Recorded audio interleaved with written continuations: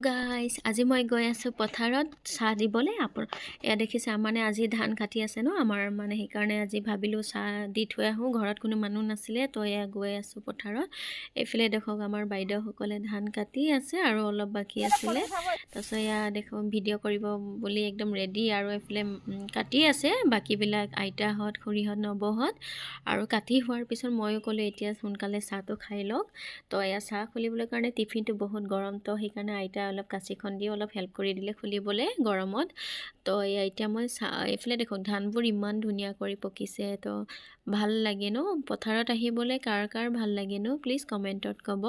আৰু এইফালে মই চাহ দিয়াত ব্যস্ত পৰাই একদম এজন এজন কৰি চাহ দি আছোঁ চাহ দি শেষ কৰাৰ পিছত এতিয়া পিঠাও ভগাই আছোঁ এয়া দেখা পিঠা ভগাই আছোঁ চাহ লগত খাবলৈ এইফালে বাইদেউসকলে পূৰা একদম ৰ'দত চাহ খোৱাত ব্যস্ত